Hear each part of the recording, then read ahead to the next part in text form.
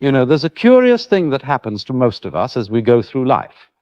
We develop this persistent feeling that something is wrong, that something is missing, that we're somehow incomplete. We chase after this and that, a better job, a different relationship, a new experience, enlightenment itself, convinced that once we obtain it, we'll finally be whole, we'll finally be at peace, we'll finally have arrived at that place where everything makes sense and we can relax.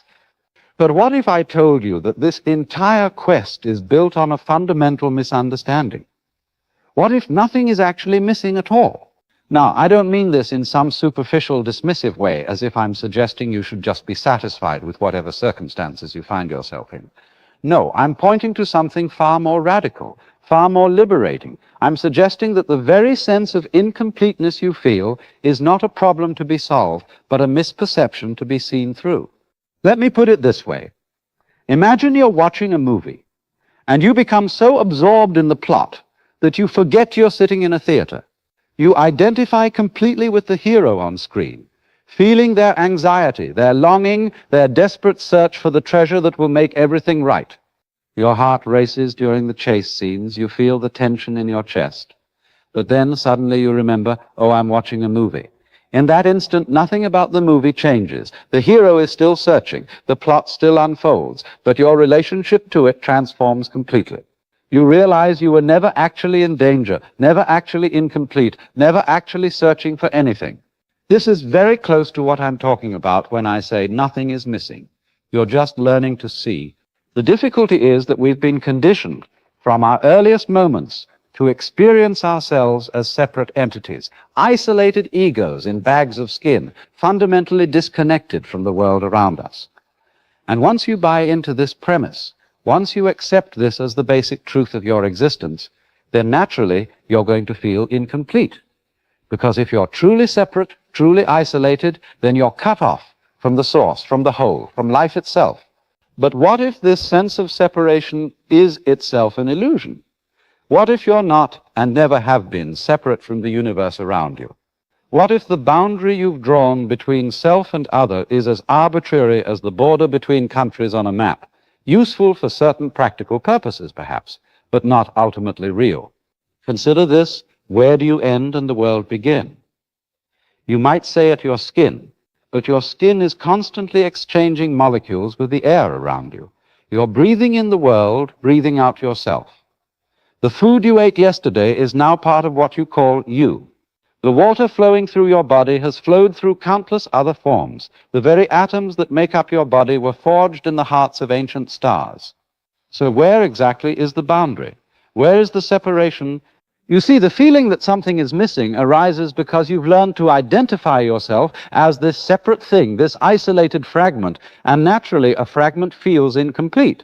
But you're not a fragment. You're the whole thing pretending very convincingly to be a fragment. You're the universe experiencing itself from this particular point of view, through these particular eyes, in this particular moment. Now, when I say you're learning to see, I mean you're learning to see through the illusion of separation.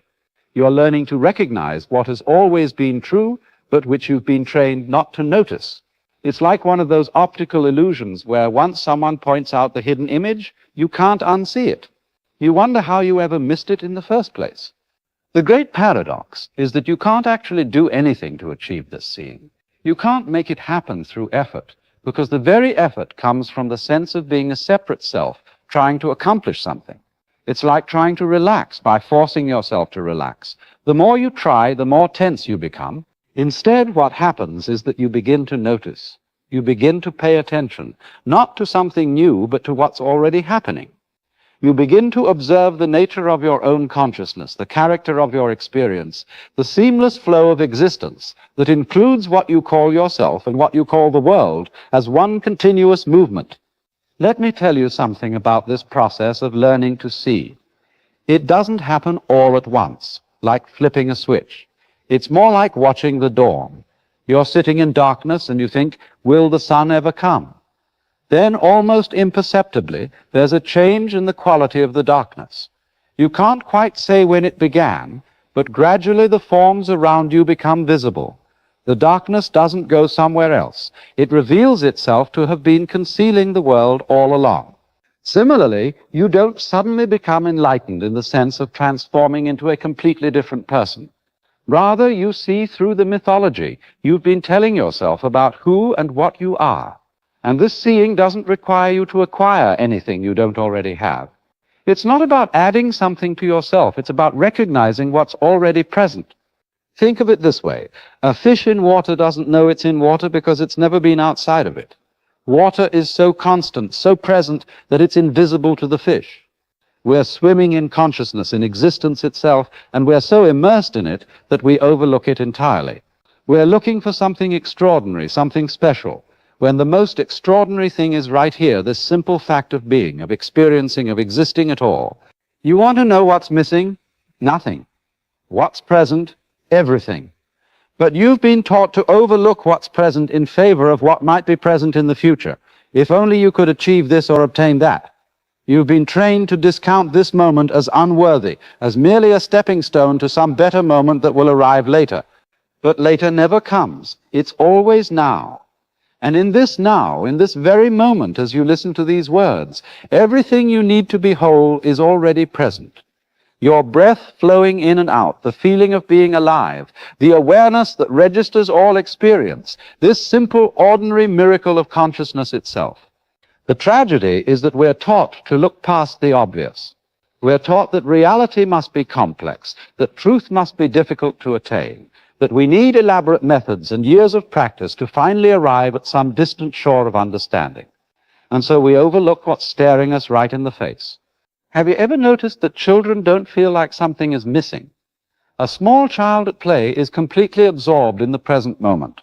They're not thinking, I'll be happy when I grow up, or something fundamental is wrong with my existence. They're simply playing, simply being, simply alive to the world around them. What happens to that natural wholeness? Where does it go? It doesn't go anywhere. It gets covered over by layers of conditioning, by the elaborate story we construct about ourselves and our relationship to the world. We learn to think of ourselves as entities with a problem, as beings who need to accomplish something, achieve something, become something other than what we are. Now, I'm not suggesting we should try to return to childhood. We can't unlearn what we've learned, and we wouldn't want to. The conscious awareness that an adult can bring to existence is a remarkable thing.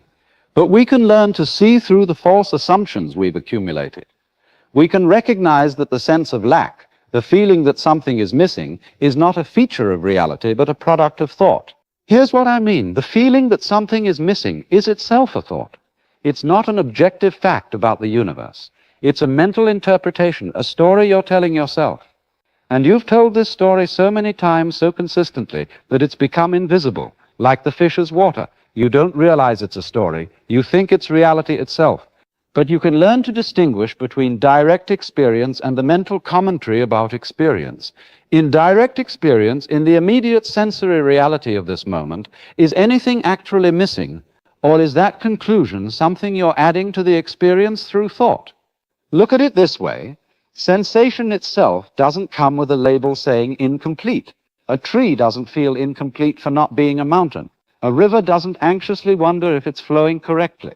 Nature expresses itself fully in each form, in each moment, without any sense of deficiency. The dewdrop hanging from a leaf is not troubled by being temporary. The wave rising from the ocean doesn't worry about returning to it. You are just as much nature as the wave or the dewdrop, but you have this extraordinary ability to think, to conceptualize, to create mental narratives about your experience. And somewhere along the way, you created this narrative that you're incomplete, that something is fundamentally wrong, that you need to fix yourself or find yourself or improve yourself before you can be whole. But what if you're already whole? What if you've always been whole? What if the search itself is what creates the sense of distance from what you're searching for? It's rather like a dog chasing its tail. The faster it runs, the faster the tail moves away. The more desperately it pursues, the more elusive the tail becomes. But the tail isn't separate from the dog. It's part of the same organism. The chase itself creates the apparent separation. In the same way, the spiritual search, the quest for enlightenment, the pursuit of wholeness, these very activities can reinforce the illusion that you're separate from what you're seeking. Because seeking implies that what you're looking for is somewhere else, sometime else, somehow else than here, now, and in this way. Learning to see is learning to stop. Not stop in the sense of becoming inactive or passive, but stop in the sense of no longer running away from this moment. Stop looking over there for what's right here. Stop postponing your life until some imagined future when everything will finally be in order, because I'll tell you a secret. That future never arrives. There's always something else that needs to happen first. One more achievement, one more relationship, one more insight, one more experience. The ego, this sense of being a separate self, survives by perpetually postponing. It says, not yet, not quite, almost, but not yet. Because if you were to fully recognize that nothing is missing right now, the ego would have no function. It would be seen through as the artificial construct it always was.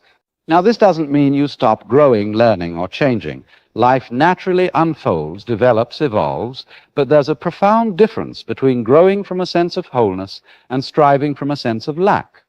When you grow from wholeness, there's a quality of play to it, of creativity, of spontaneous expression. When you strive from lack, there's an underlying desperation, a sense that you need this or that to be okay. Think about a plant growing toward the light. Is the plant unhappy in the shade? Is it tormented by a sense of incompleteness? No, it simply grows naturally toward what nurtures it. There's no psychological suffering in the process. It's only when we add the layer of mental commentary, I shouldn't be in the shade, there's something wrong with being here, I need to be in the light to be valid, that suffering arises. You can live, grow, learn, and evolve without that added layer of psychological lack. You can desire things, pursue goals, make changes in your life, but from a fundamental sense of already being whole, rather than from a desperate need to become whole. This is what I mean by learning to see. You're learning to see that your basic being, your fundamental nature, is already complete. Not complete in the sense of finished or static, but complete in the sense of not lacking anything essential. The universe doesn't make incomplete things. An acorn is a complete acorn, even though it will become an oak tree. It's not an incomplete oak tree. It's a complete acorn, perfectly expressing its nature at this stage of its existence. You are a complete you, perfectly expressing your nature at this stage of your existence. You may grow, change, and evolve, but you're not incomplete, you're not broken, you don't need to be fixed. The mind rebels against this, of course. It says, but wait, what about all my problems? What about my neuroses, my fears, my past traumas, my unhealthy patterns? And yes, all of those things may be present, but they don't make you incomplete. They're part of the weather system of your psychology, the patterns that arise in consciousness. You can work with them, transform them, heal them, but not from a place of believing you're fundamentally deficient without doing so. Here's an interesting thing. When you stop treating yourself as broken, you become far more effective at growing and changing. When you're not fighting against yourself, not trying to annihilate parts of yourself you've deemed unacceptable, you can actually work with your whole being in a creative way. It's the difference between gardening and warfare. A gardener doesn't hate the soil or the seeds. They work with what's there, nurturing growth naturally. So learning to see is learning to meet yourself and your life without the overlay of something is wrong here. It's learning to recognize the completeness of this moment, even if this moment includes challenge, difficulty, or pain. Completeness doesn't mean perfection in the sense of everything being pleasant. It means nothing is fundamentally lacking in the fabric of reality itself. Now, I want to be very clear about something, because this teaching can be misunderstood. When I say nothing is missing, I'm not saying you should become complacent or apathetic. I'm not suggesting you should just accept whatever circumstances you find yourself in and never work to change them. That would be a complete misreading of what I'm pointing toward. What I'm talking about is a shift in the fundamental sense of who you are. When you truly see that nothing is missing at the level of your basic being, you're actually freed to engage with life more fully, more creatively, more authentically. You're no longer moving through life with that undercurrent of desperation, that subtle panic that maybe you'll miss out, maybe you won't get what you need to be okay. Instead, you can act from fullness rather than from lack. And actions that come from fullness have a completely different quality. They're more joyful, more spontaneous, more effective. You're playing rather than desperately grasping. Think of a master musician. They're not thinking, I hope I don't make a mistake, or I need to prove something with this performance. They're simply playing, allowing the music to flow through them. They've practiced, they've developed their skill, but in the moment of playing, there's no sense of lack or inadequacy. There's just the music expressing itself. You can live your whole life this way, as an expression rather than as a desperate search. And the beautiful irony is that when you stop searching for what's missing, when you recognize the completeness of now, you often find that life opens up in ways you never imagined. Not because you finally found the missing piece, but because you stopped being blocked by the belief that something was missing in the first place. It's like this. Imagine you're holding your hand in a fist, gripping tightly, convinced you're holding something precious that you mustn't lose. Your hand aches from the constant tension, but you don't dare open it because you might lose what you have. Then someone suggests, why don't you just open your hand and see what you're holding? And when you finally do, you discover your hand is empty. There was nothing there to hold on to in the first place. But now your hand is free, open, able to receive, able to touch, able to create. The sense that something is missing is like that clenched fist. It's tension based on a misunderstanding. And learning to see is learning to open the hand, to relax the grip, to discover that what you were so afraid of losing was never there, and that in its place is something far better. Openness, freedom, the capacity to meet life directly without the filter of fear and lack. This seeing doesn't usually happen once and for all. It's more like a spiral. You see, then you forget, then you remember again. The illusion reasserts itself. Then you see through it again. Gradually, the seeing becomes more stable, more constant. The gaps between forgetting and remembering become shorter. But it's a gentle process, not a violent revolution. And here's something else important. You don't have to believe what I'm saying. You don't have to take it on faith. Instead, I'm inviting you to investigate for yourself. Look at your direct experience, not your thoughts about your experience, but the experience itself. In this moment, right now, is anything actually missing, or is that a mental conclusion you're adding? When you're simply present, not thinking about the past or the future, not analyzing or judging, just openly aware, where is the sense of incompleteness? It's not in the sensory experience itself. It's in the commentary, the mental narrative that says, this isn't enough, there should be more, something is wrong. But what if you could live without that commentary? Not by suppressing it or fighting against it, but by simply recognizing it as commentary rather than reality. By seeing that thoughts are thoughts, not facts. That mental conclusions are interpretations, not ultimate truths. This is the freedom I'm pointing toward. Not freedom from life's challenges or difficulties. Those will continue to arise as long as you're alive. But freedom from the fundamental sense of lack. From the belief that you're somehow incomplete, somehow not quite right as you are. And in that freedom, you discover something remarkable. Life becomes vastly more interesting. When you're not constantly measuring everything against some imagined ideal, when you're not always looking for what's missing, you begin to notice what's actually present. The extraordinary becomes visible in the ordinary.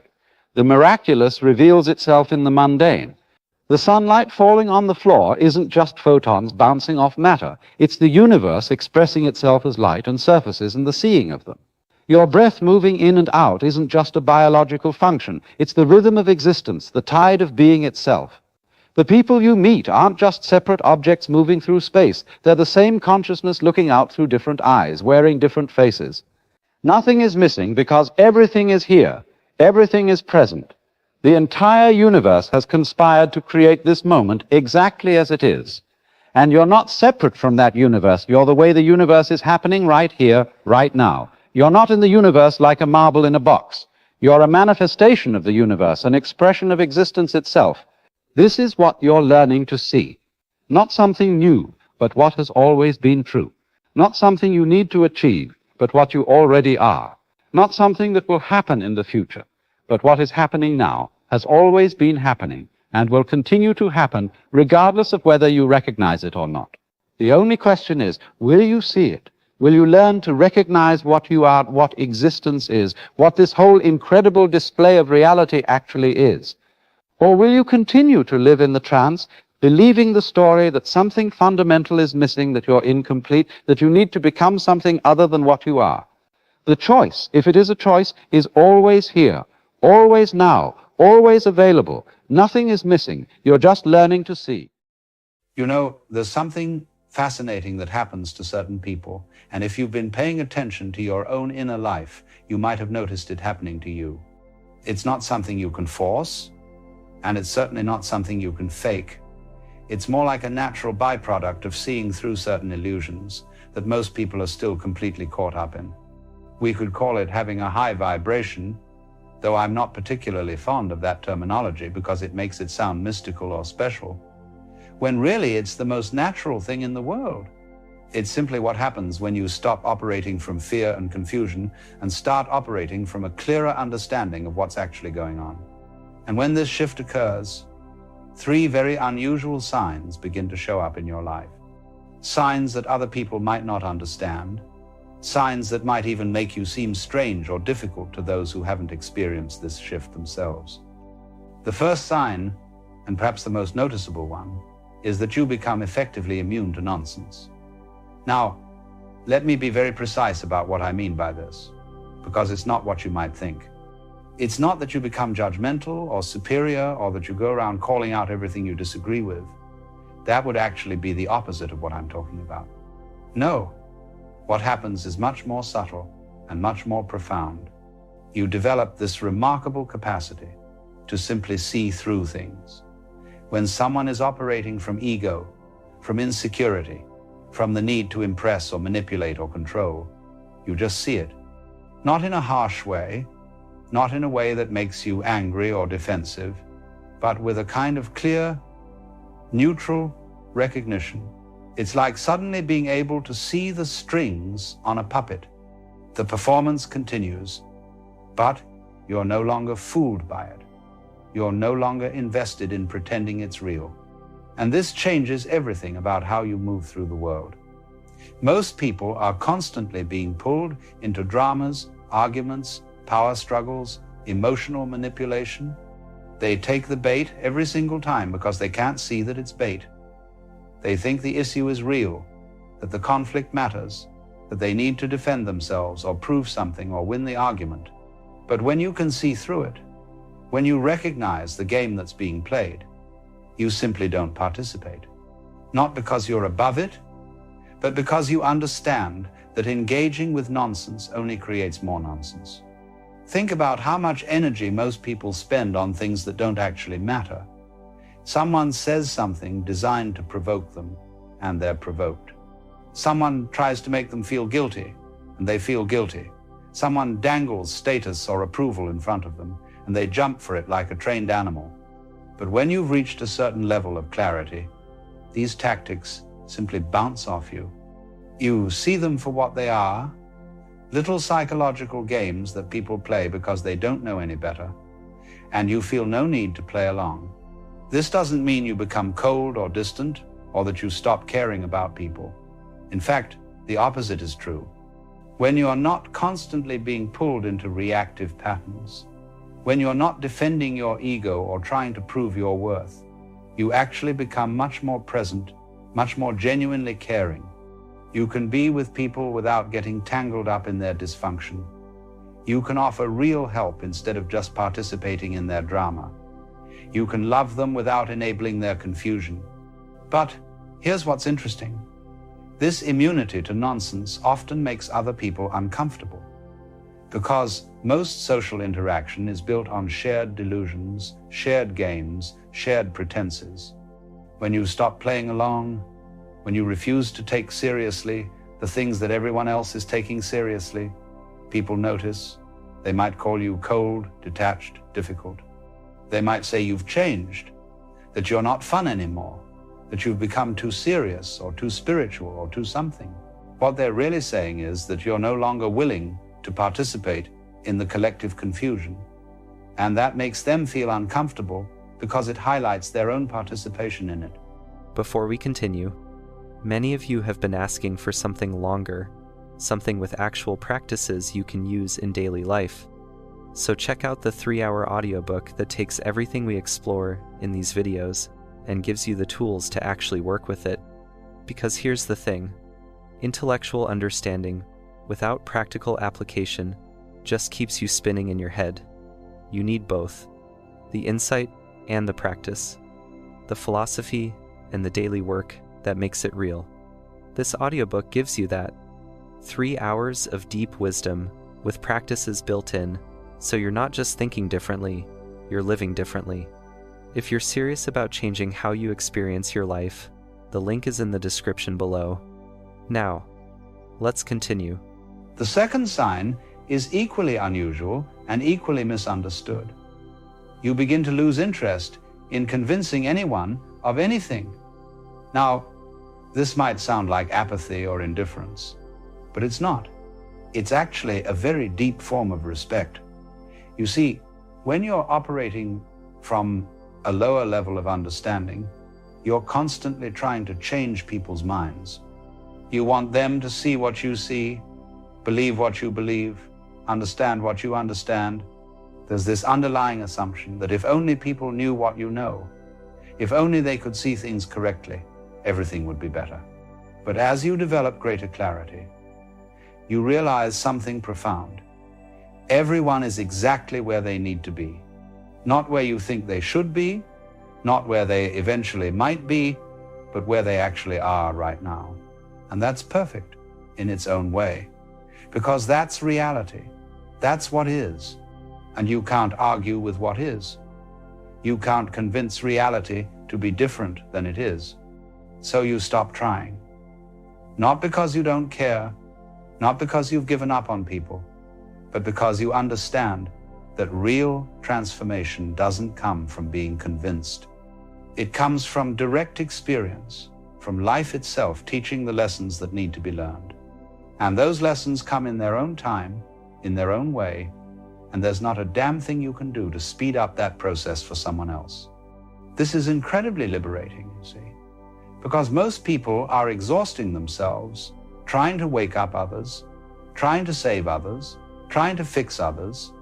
They see their friends making mistakes, and they desperately want to intervene.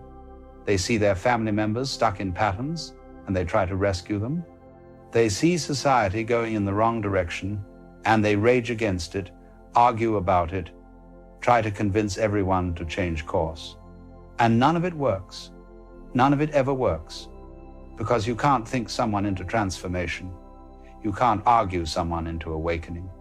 What you can do is live your own understanding as clearly and authentically as possible. You can be an example without trying to be an example. You can embody the clarity you've found without preaching about it. And some people will notice. Some people will be curious. Some people will ask questions. And when they do, you can share what you've learned. But you're not attached to whether they accept it or not. You're not measuring your worth by how many people you've convinced or converted or awakened. This is another thing that makes people uncomfortable, because we live in a culture that's obsessed with being right, with winning arguments, with changing minds. Everyone's trying to convince everyone else of something: political views, religious beliefs, lifestyle choices, parenting philosophies, dietary preferences. Everyone's an evangelist for their particular way of seeing things. So when you stop doing that, when you simply live your truth without needing anyone else to validate it or adopt it, people don't know what to make of you. They might interpret it as not caring, as being passive, as having no principles. But actually, it's the deepest principle there is. It's respecting the sovereignty of other people's journeys. The third sign is perhaps the strangest of all, and it's one that often troubles people when they first notice it happening. You become increasingly comfortable with being alone. Not lonely, mind you. There's a profound difference between loneliness and aloneness. Loneliness is a pain, a sense that something's missing, a desperate reaching for connection to fill an inner void. But aloneness is something else entirely. It's a fullness, a completeness, a recognition that you are, in your essential nature, already whole. Most people are terrified of being alone with themselves. They need constant stimulation, constant interaction, constant distraction.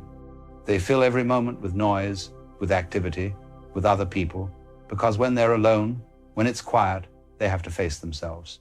And what they find there is usually uncomfortable. Restlessness, anxiety, self-judgment, existential questions they don't know how to answer. So they avoid it, they stay busy, they stay connected. They make sure they're never truly alone. But as you move into higher levels of understanding, something shifts. You start to actually enjoy your own company. Not in a narcissistic way, not because you think you're so fascinating, but because you've made peace with yourself. You've stopped running from your own inner experience. You've learned to be present with whatever arises, comfortable or uncomfortable, pleasant or unpleasant. And in that presence, in that acceptance, there's a deep rest, a deep ease. You find that you don't need external validation the way you used to. You don't need constant social interaction to feel okay. You don't need to be liked or admired or understood by everyone you meet. You're complete in yourself, content in yourself. And from that place of inner fullness, you can engage with others when you choose to, not because you need something from them, but because genuine connection is enjoyable. It's the difference between eating because you're starving and eating because the food is delicious. And this terrifies a lot of people, because we're taught that needing people is what makes us human, that interdependence is a virtue, that if you're comfortable alone, there must be something wrong with you. But actually, it's only when you're comfortable alone that you can truly be with others in a healthy way, because you're not using them. You're not trying to extract something from them. You're not making them responsible for your happiness or your sense of worth. You're just there, present, offering what you have to offer without needing anything in return. These three signs, they don't make you popular. They don't make you fit in. In fact, they often do the opposite. You become something of a mystery to people. They can't quite figure you out. You're not playing the games they're playing. You're not chasing what they're chasing. You're not afraid of what they're afraid of. And that makes you unpredictable, strange, difficult to categorize. Some people will be drawn to this, sensing something real in you, something authentic, but others will be repelled by it, threatened by it, confused by it. So, what's really happening here? What's underneath these three unusual signs? Well, it's quite simple, really. You've stopped believing in the fundamental illusion that keeps most people trapped in suffering. You've seen through the ego's game. You've recognized that the separate self, the small me that's constantly trying to protect itself and prove itself and improve itself, isn't actually what you are. It's just a thought pattern, a habitual way of organizing experience. But it's not the truth of what you are. And once you see this, once you really get it, not just intellectually, but in your direct experience, everything changes. Because the ego is what needs to engage with nonsense. The ego is what needs to convince others. The ego is what's terrified of being alone. Take away the ego's dominance, or rather see through it, and those needs simply fall away. Let me be clear about what I mean by ego here, because the word gets misused quite a bit. I'm not talking about self-confidence or self-esteem. I'm not suggesting you should have no sense of self or become some kind of blank passive entity. The ego I'm referring to is that constant mental commentary, that voice in your head that's always judging, comparing, defending, planning, worrying.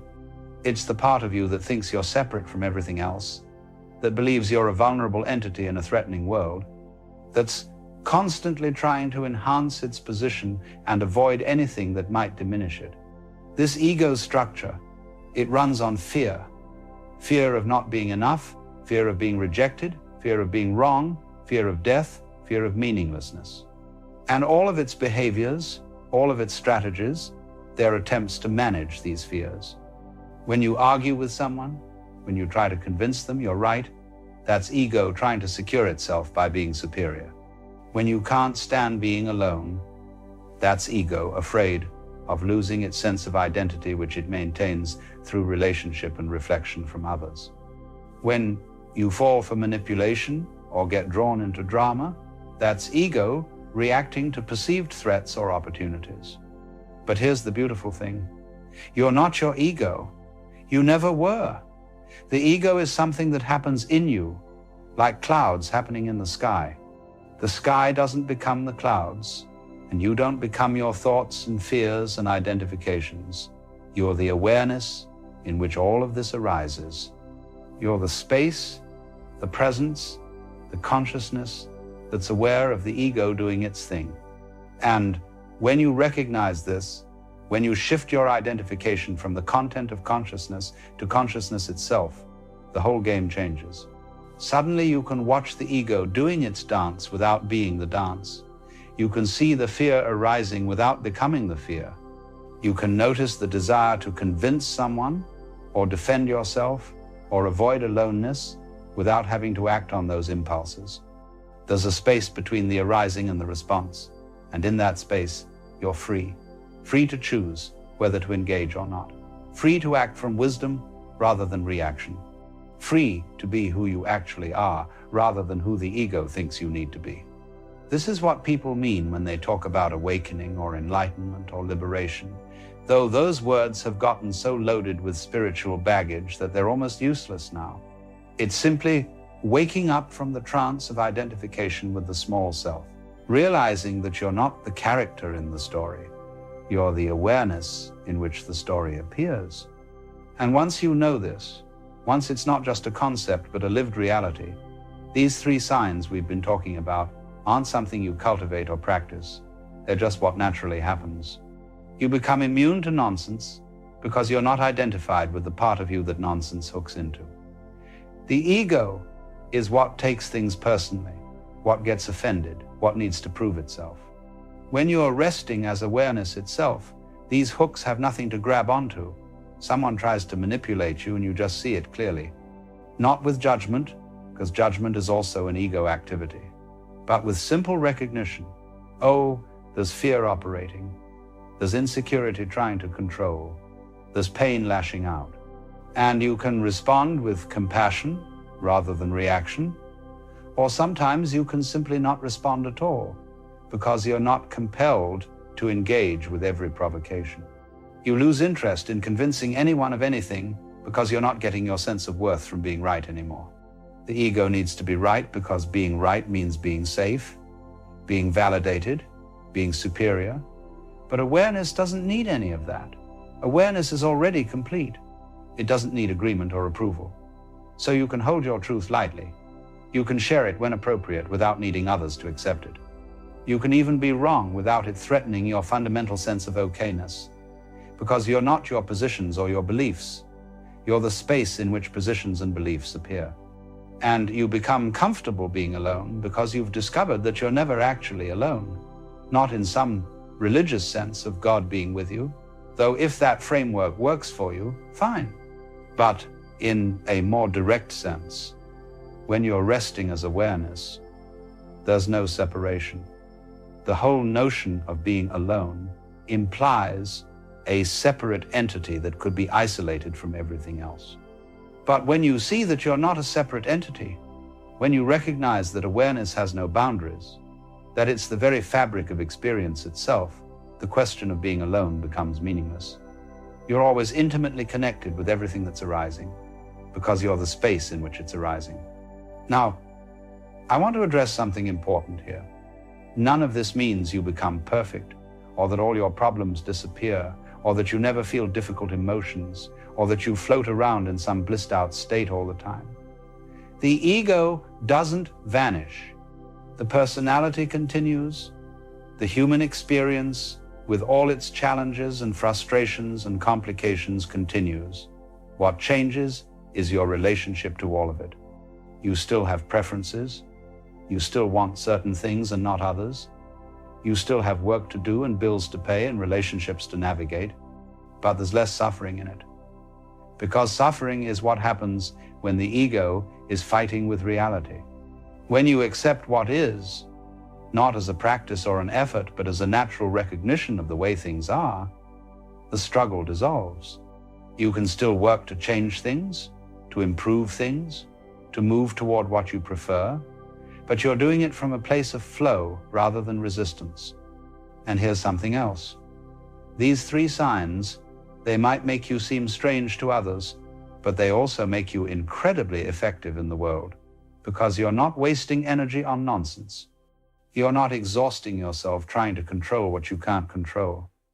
You're not draining yourself with the constant need for external validation. All that energy that most people spend on ego maintenance, on defending and proving and positioning themselves, you have available for actual creative engagement with life. You can focus on what actually matters without getting distracted by drama. You can see situations clearly without the distortion of fear and desire. You can respond to challenges with flexibility and wisdom rather than with rigid patterns. You can collaborate with others without getting tangled in power struggles. You become, in a very real sense, more functional, more capable, more effective, precisely because you're less identified with the small self that's constantly in its own way. But you also become more compassionate, because when you see through the ego's game in yourself, you naturally see through it in others. And when someone is caught in drama or manipulation or fear-based behavior, you don't judge them for it. You recognize it as the same confusion you've experienced yourself. You see their suffering, and you respond with kindness rather than with defensiveness or superiority. Not because you're trying to be a good person, but because that's what naturally arises when you're not operating from ego. This compassion isn't sentimental or emotional. It's very clear, very practical. You can say no to people without guilt. You can set boundaries without anger. You can walk away from situations that aren't healthy without drama. You're not trying to save everyone or fix everyone or make everyone comfortable. You're simply being honest, being authentic, being real, and sometimes that means disappointing people, frustrating people, confusing people. But you're okay with that, because you're not measuring your worth by how much everyone approves of you. So if you recognize these three signs in yourself, if you've noticed yourself becoming immune to nonsense, losing interest in convincing others, and growing comfortable with aloneness, don't let anyone tell you there's something wrong with you. Don't let them make you feel like you're being difficult or antisocial or overly detached. You're not broken. You haven't become deficient. You've simply outgrown certain illusions, certain games, certain ways of being that no longer serve you. And yes, this can be lonely sometimes. Not in the sense we talked about earlier, but in the sense that fewer people understand where you're coming from. Fewer people operate at the same level of clarity. You might find that old friendships fall away, that family members don't know what to make of you, that you no longer fit into the social circles you once belonged to. This is natural. This is part of the process. You're not abandoning people. You're just no longer able to pretend, no longer willing to participate in dynamics that you've seen through. But here's the good news.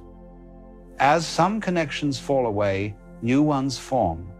You start to attract people who are also operating from this place of greater clarity. Not because you're seeking them out, but because like recognizes like there's a resonance, a recognition, an ease of connection that doesn't require all the usual social performance. You can be real with each other. You can be simple with each other. You can be present with each other without all the games and pretenses and ego dancing. And in those connections, there's a quality of intimacy that's actually quite rare, because true intimacy requires the absence of ego, or at least the ability to see through ego.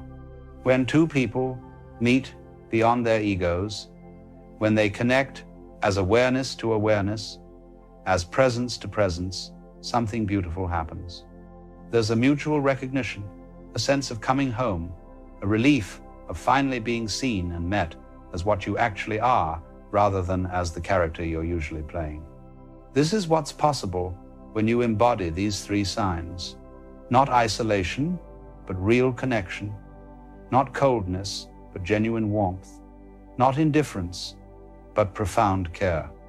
It just doesn't look like what most people think it should look like. It's quieter, simpler, less dramatic, but it's more real. And once you've tasted that reality, once you've lived from that place, even briefly, you can't really go back. The old ways of being, they still happen, sometimes out of habit, but you see them for what they are. And gradually, naturally, without force or effort, you spend more time resting as what you actually are and less time caught up in what you thought you were. So, let these 3 signs be confirmation for you. You're not going crazy. You're actually becoming sane. You're not losing yourself. You're finding yourself. You're not missing out on life. You're finally showing up for it. And the more you trust this process, the more you allow it to unfold naturally without trying to manage it or control it, the more you'll discover that what you've been seeking all along was never out there in the first place. It's been here, always here, patiently waiting for you to stop looking elsewhere and simply rest in what is. There comes a time when even your will begins to tremble. You've been pushing for so long that you can't quite remember what it felt like not to. Every morning you wake up and there is that quiet command inside your head to try again, to improve, to hold yourself together. You tell yourself you have no choice, that stopping would mean failure, that rest must be earned, that somewhere deep down you can feel that you're becoming tired in a different way now. Not the tiredness that sleep fixes, but the kind that touches your bones, the kind that whispers, enough. Most people believe exhaustion comes from doing too much, but that's not quite true. It comes from doing what was never really yours to do. It comes from carrying identities that don't fit, from keeping promises you never actually made, from fighting to be someone you think you should be. Life was never meant to feel like constant resistance, yet somehow we've turned even peace into a project. The modern mind has made effort into a virtue. We are told that every good thing must be earned: happiness, love, rest, even awakening. You must meditate correctly, breathe correctly, forgive correctly, live correctly. But this idea of correctness is precisely what keeps you tense. You start to treat existence like an exam, checking whether you're passing or failing at being alive. And the more you check, the more life slips through your fingers.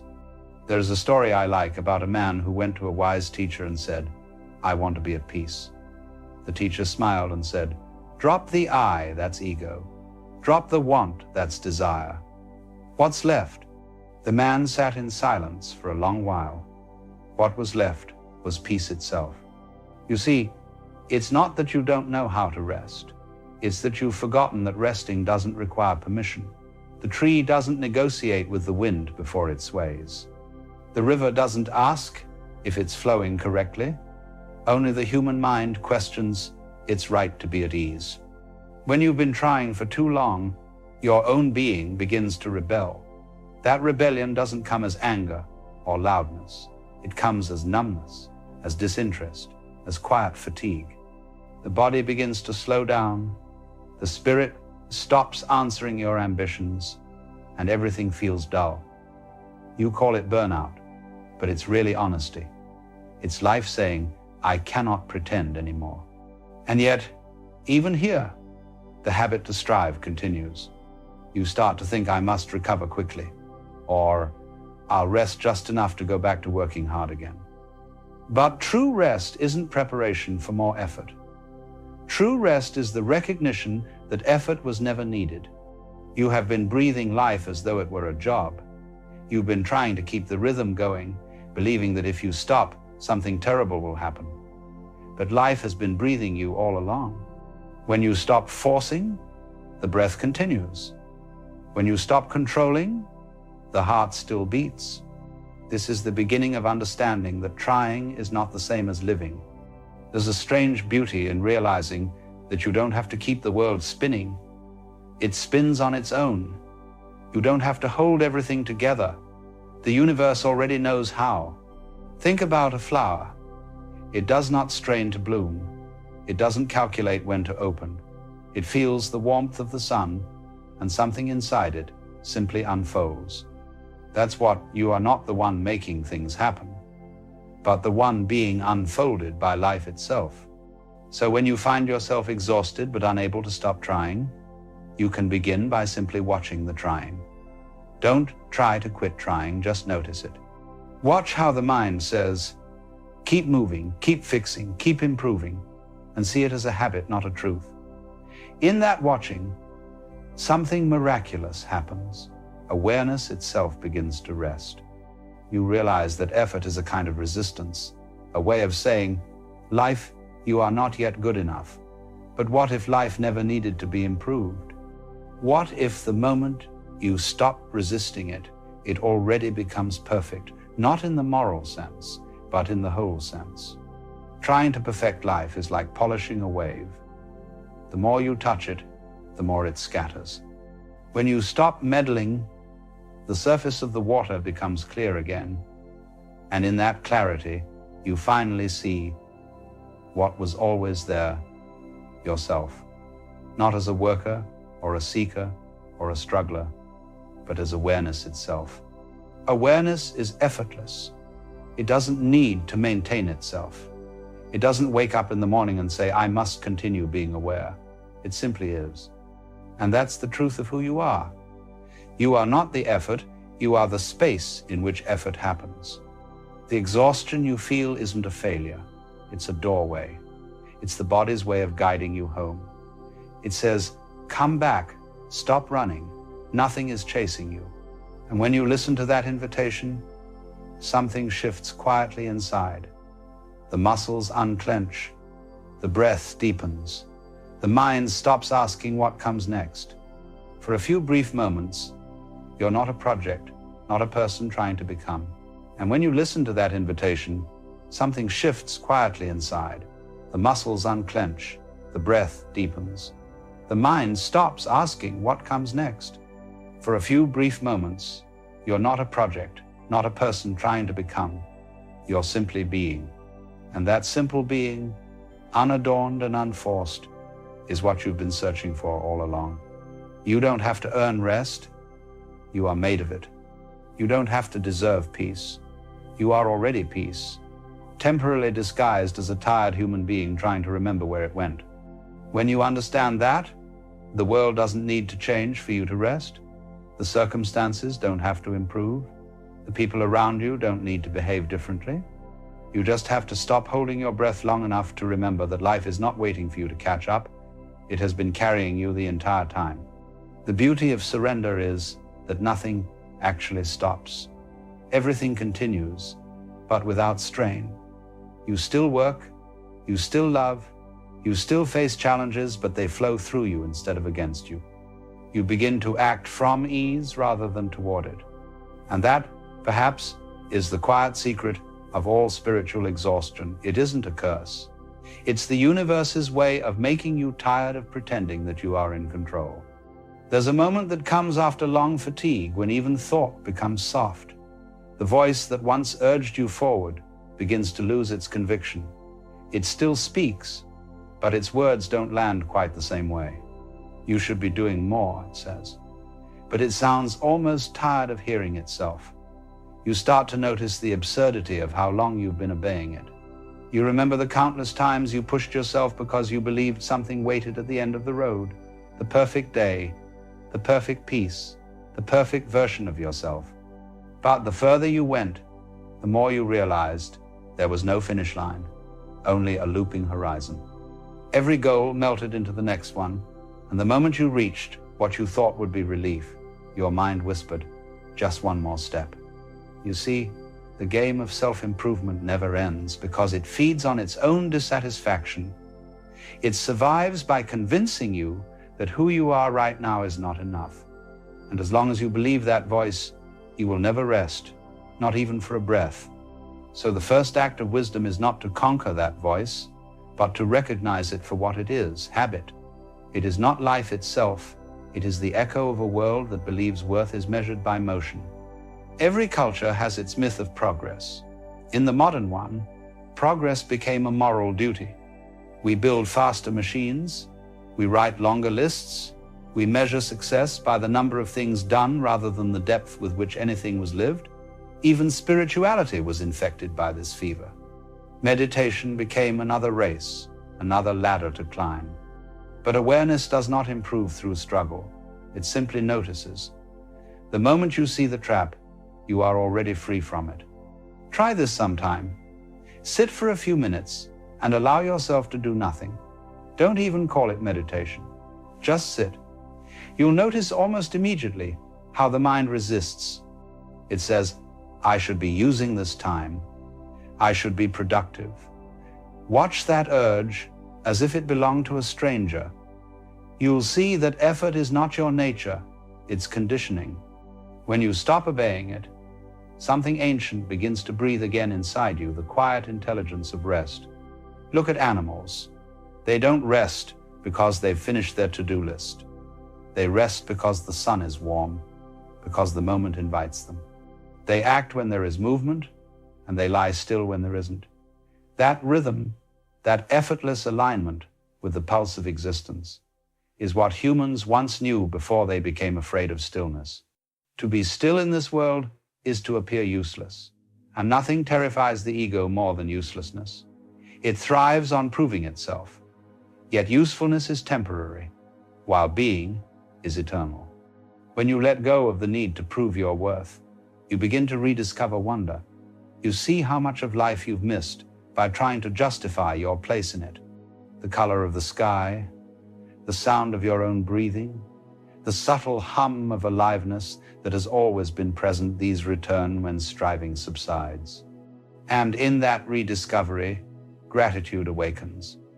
Not the kind you list in a journal, but the kind that happens wordlessly, like a flower opening at dawn. You don't say, I am grateful. You simply feel the quiet joy of existence. That joy does not depend on success or progress. It arises from the simple permission to be. When you understand that, even tiredness feels different. You no longer resent it. You let the body rest, the mind drift, and you see that exhaustion was never your enemy, it was your teacher. It came to show you the limits of control. It came to whisper, now, stop, you've done enough. You see, effort is not wrong. It's just not meant to be permanent. It's a wave that must fall back into the ocean. The problem begins when we try to hold the wave in place, when we try to live in perpetual crest. Life breathes in and out. There are times for expansion and times for surrender. The wise person does not cling to one or the other. They move with the rhythm, as a dancer moves with the music. When you finally allow yourself to stop, you may feel fear at first. The silence can seem heavy. The stillness may feel like a void. But if you stay long enough, you realize the void isn't empty, it's full. Full of everything you were too busy to notice. Full of the pulse of being, the quiet hum of awareness itself. And then the most natural thing happens, energy returns. But now it flows differently. It no longer burns from tension, it moves from ease. You begin to act without forcing. Things get done, not through pushing, but through participation. You are no longer the worker dragging the load, you are the current carrying the boat. This is what the Taoists meant by Wu Wei, action without effort, movement without strain. It isn't laziness, it's precision. It's the intelligence of water flowing exactly where it needs to go. So when you feel that you cannot stop trying, do not fight it. See it, smile at it. Let the exhaustion do its work on you. Let it soften your pride. Let it show you how unnecessary most of your inner battles were. Eventually you will find that you can rest even while moving, that effort itself can become ease. And when that happens, life stops feeling like something to manage. It becomes something to experience. You realize that rest was never the reward at the end of the path, it was the path itself. The truth is beautifully simple. You are allowed to stop. You are allowed to be carried. You are allowed to be ordinary, unaccomplished, unfinished, and still completely whole. When you finally believe that, exhaustion turns to peace. And peace is what you were trying to find by working so hard all along. There's a peculiar lightness that appears when the struggle finally dissolves. You wake up one morning and realize that the world hasn't changed, but your grip on it has loosened. The same work waits on the table, The same people expect your attention. The same sounds move through the day. Yet, something invisible is gone, that constant sense of being late to your own life. This is what true rest feels like. Not absence of motion, but absence of resistance. The river still flows, the seasons still turn, but now you are moving with them instead of against them. You begin to notice that life was never meant to be wrestled into submission. It was meant to be danced with. When you stop pulling, it stops pulling back. It's strange how this understanding arrives. It doesn't come from new knowledge, but from finally growing tired of your own tension. You no longer need to convince life to cooperate. You start to trust that it already knows where to go. And in that trust, something ancient begins to return, the natural rhythm that was always beneath the noise. You eat when hungry, sleep when tired, speak when words come, stay silent when they don't. It feels simple, almost childlike, as if the universe has taken over the task of living. The mind doesn't like this at first. It's too quiet. It doesn't have metrics for ease. It asks, am I doing it right? And life replies, there's nothing to do right. There's only what's happening. When you understand that, even your problems begin to breathe. They stop being heavy walls and start becoming passing weather.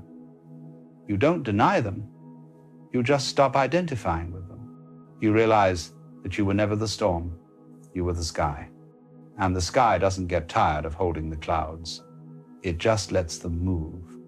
You start to see that exhaustion was never the problem, control was. You were never tired from doing too much. You were tired from trying to dictate how things should be. The effort to control is subtle. It hides inside even the most noble intentions. You try to control your emotions so that you can be spiritual, your image so that you can be loved, your destiny so that you can feel safe. But the more you try, the further you drift from the effortless intelligence that has been guiding life since the beginning. Look at the trees again. They don't manage their growth. They don't consult a plan before sprouting. Their perfection lies in their lack of strategy.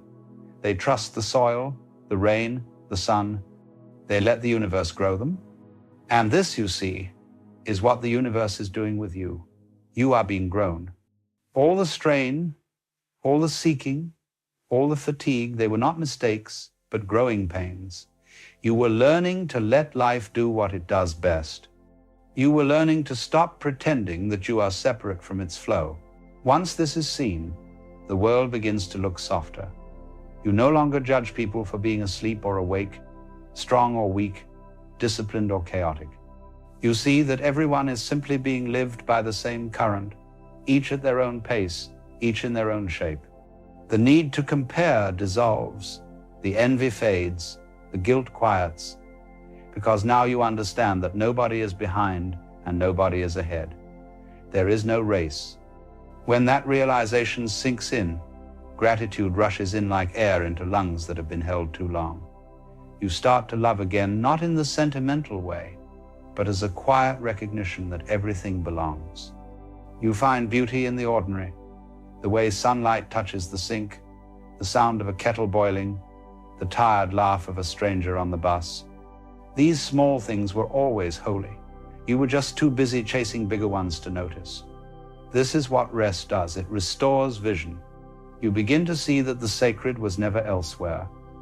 It was in the pauses between thoughts, in the stillness between breaths, in the overlooked simplicity of existing. And because you finally stop rushing, life starts to show you its secret patterns. You begin to see how even the difficult moments were part of your unfolding. The heartbreaks, the failures, the sleepless nights, none of them wasted. Each was carving space for something deeper to grow. There's a softness that comes with seeing this, a tenderness toward everything you once resisted. You stop dividing your experience into good and bad. It's all movement now, all expression. Rest becomes your natural state, not because you avoid work or silence your ambition, but because you finally see that even effort can be effortless when it flows from being. When you cook, you simply cook. When you speak, you simply speak. When you rest, you truly rest. Nothing stands in the way. It's not that life becomes easier, it becomes truer. The most surprising part of this transformation is that it doesn't make you passive, it makes you alive. You act more clearly because you are no longer acting from fear. You create, but not to prove anything. You help others, not because you should, but because the impulse to give rises naturally from peace. You realize that when you were striving, you were actually trying to find permission to live. And now that permission has been given not by the world, but by your own awareness. The irony is beautiful. You spent years trying to reach a place that was never absent. The one who was seeking rest was made of rest all along. That understanding doesn't require effort to maintain. Once seen, it sustains itself. And so, you walk differently now. You breathe differently. Even your tiredness feels sacred. You know that when fatigue comes again, it's not punishment. It's just another reminder to pause and return. The world continues to move fast, chaotic, demanding. But within you, there is a still point, a place untouched by hurry, a place that whispers, all is well, even when it isn't. That's the gift exhaustion came to give you. Not weakness, but wisdom. The wisdom of remembering that you don't have to be the one doing life. Life is doing you, and it's doing it beautifully. Have you ever had one of those moments where everything seemed to go wrong at once? Your morning coffee spills, you miss the bus, someone says something that cuts just a little too deep, and by the end of the day you're left wondering, what is going on? We tend to brush these things off as bad luck, as random chaos in an indifferent universe. But what if I told you that these moments, these patterns, these seemingly accidental collisions of circumstance are not random at all? What if the universe has been trying to get your attention and you've been too busy, too distracted, too caught up in the noise to notice? Now, before you think I'm suggesting some cosmic postman is delivering little warning notes to your doorstep, let me clarify. The universe doesn't work with telegrams or smoke signals. It speaks in the language of pattern, of rhythm, of synchronicity. It speaks through the very fabric of your experience. And when you're heading in a direction that's out of tune with the fundamental nature of things, when you're pushing against the current rather than flowing with it, the universe has ways of getting your attention. Think about it this way.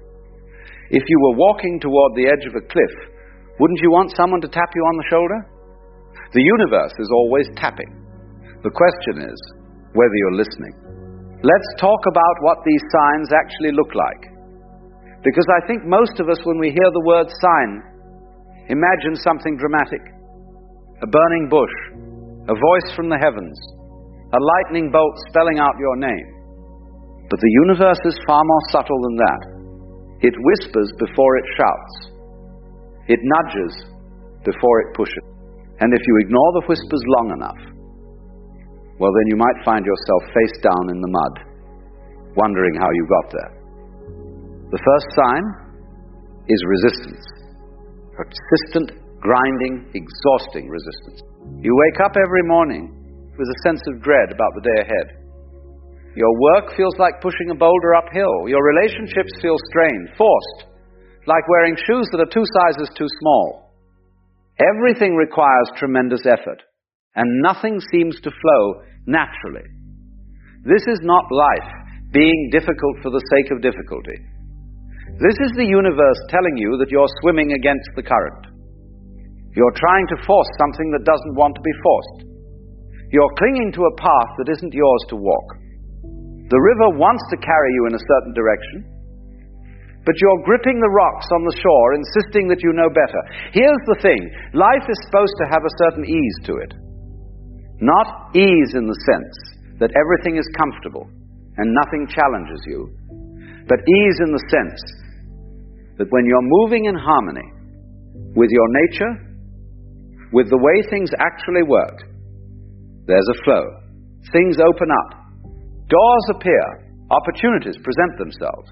It's like sailing with the wind rather than against it. But when you're out of alignment, when you're forcing yourself to be someone you're not, or chasing something that was never meant for you, the universe puts obstacles in your path, not to punish you, but to redirect you, to get you to stop and ask, wait, why is this so hard? Why does this feel so wrong? The second sign is repetition. The same problems keep showing up in different disguises. You leave one job because of a difficult boss, only to find the exact same personality at the next company. You end a relationship because your partner wouldn't listen to you. And somehow your next relationship has the same issue. You move to a new city to escape your problems, only to discover that you packed them in your suitcase and brought them along. This is not coincidence. This is not bad luck. This is the universe holding up a mirror. It's saying, look, here's the pattern. Here's the thing you need to see about yourself. Here's the lesson you keep refusing to learn. The universe is remarkably patient, but it's also remarkably persistent. If there's something you need to understand, something you need to change, it will keep presenting you with the same situation over and over again until you finally get it. It's like being stuck on the same level of a game because you haven't learned the skill you need to progress. And the interesting thing is, the moment you actually learn the lesson, the moment you genuinely shift something inside yourself, the pattern disappears. Suddenly those difficult people stop appearing in your life. Those situations that used to trigger you don't bother you anymore. Not because the world changed, but because you changed. You learned what you needed to learn, and the universe said, all right, let's move on to the next chapter. The third sign is exhaustion. Not the kind of tired you feel after a good day's work. Not the pleasant fatigue of having used your body and mind fully, but a bone-deep, soul-crushing exhaustion that no amount of sleep seems to cure. You wake up tired, you go to bed tired, everything feels heavy. This is your system telling you that something is fundamentally wrong. You're living in a way that drains you rather than sustains you. You're giving your energy to things that don't deserve it. You're maintaining a version of yourself that requires constant effort to uphold. Think about it. A tree doesn't get exhausted from being a tree. A bird doesn't tire itself out by being a bird. They simply are what they are, and in being what they are, they fulfill their nature effortlessly. But we humans have this peculiar habit of trying to be something we're not. We create elaborate personas, we maintain complicated lies, we twist ourselves into shapes that please others while betraying ourselves. And this requires enormous energy. When the universe sends you exhaustion, it's saying, stop, rest, reconsider. The way you're living is not sustainable. Something has to change. The fourth sign is disconnection.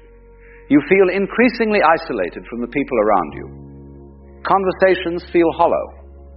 Your relationships lack depth. You go through the motions of social interaction, but there's no real connection, no genuine presence.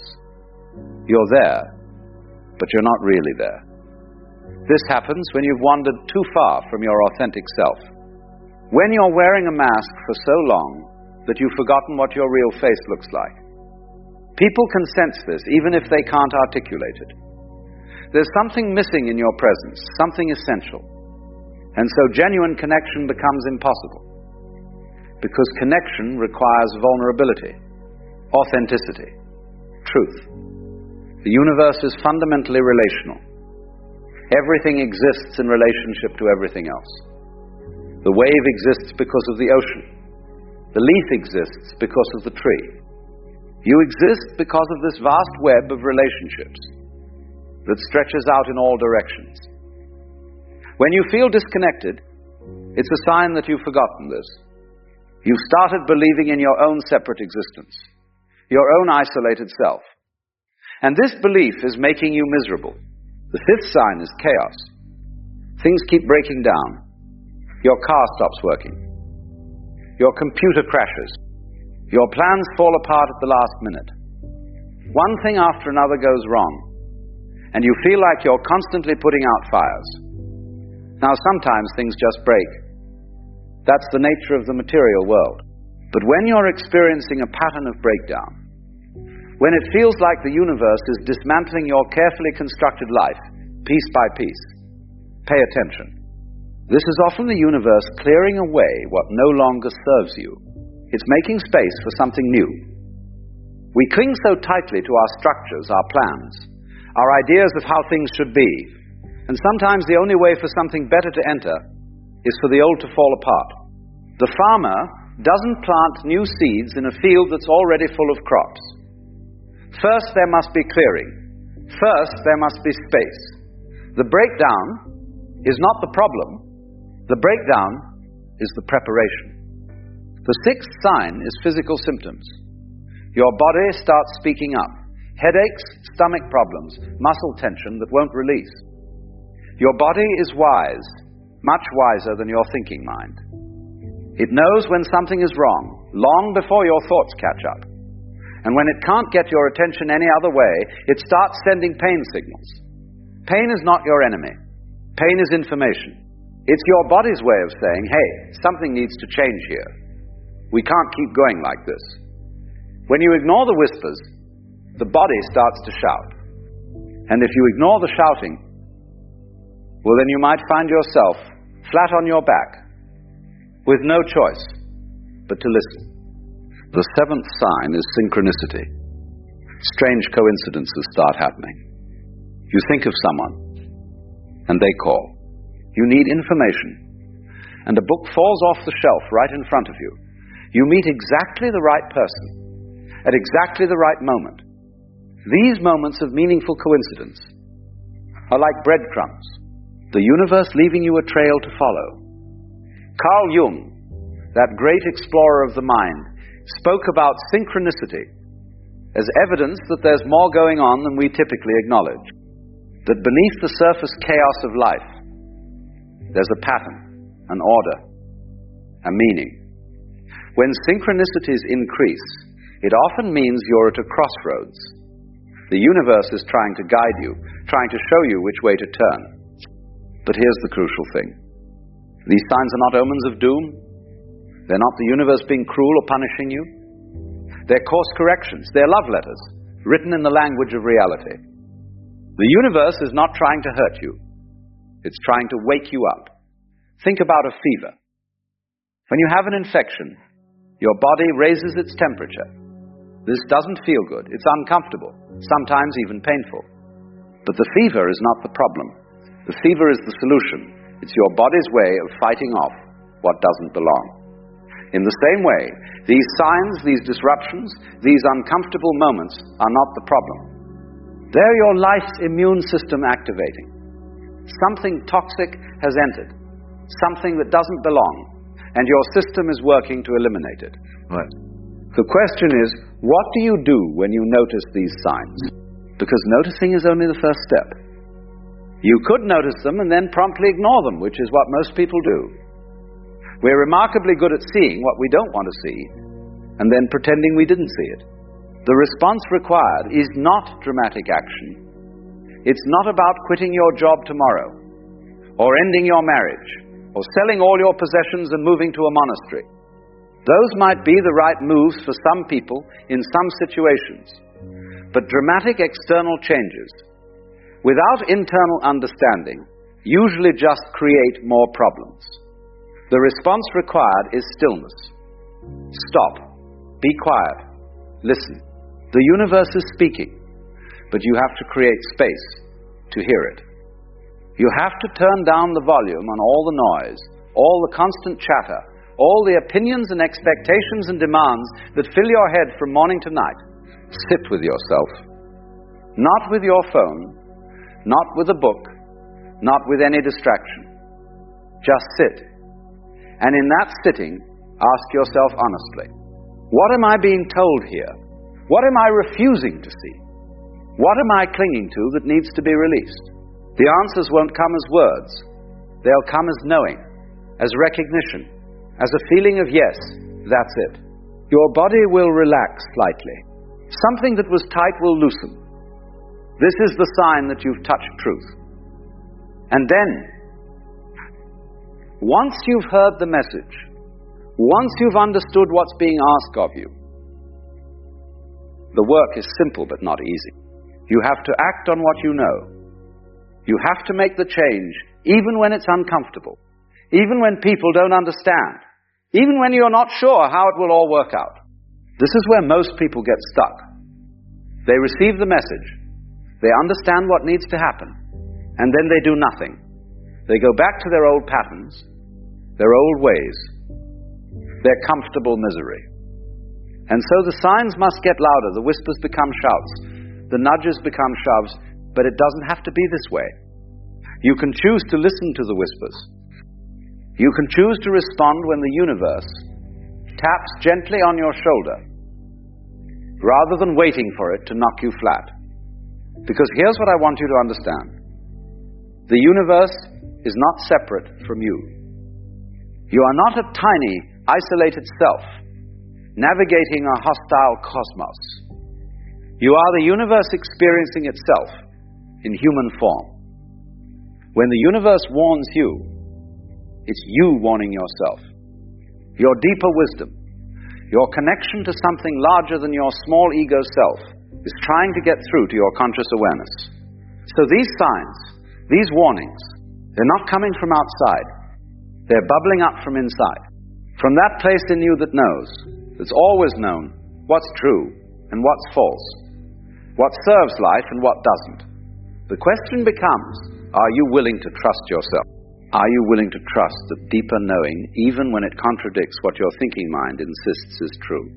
Are you willing to follow where life wants to take you, even when it means letting go of what you thought you wanted? This is the great adventure of being human. Not knowing where you're going, but trusting the process anyway. Not clinging to a fixed path, but being willing to be surprised, to be redirected, to be shown something you never imagined. The signs are there. They've always been there. The universe has been speaking to you in 1,000 different ways since the day you were born. The only question is whether you're finally ready to listen. Because once you start listening, once you start responding, once you start living in alignment with what's true rather than what's comfortable or expected or safe, everything changes. Not necessarily in the ways you imagine, but in ways that matter far more deeply. You stop fighting. You stop forcing. You stop exhausting yourself, trying to swim against the current. And instead, you let the river carry you. You let life live itself through you. You become like water, flowing around obstacles rather than crashing against them. Always moving, always changing, always finding the path of least resistance.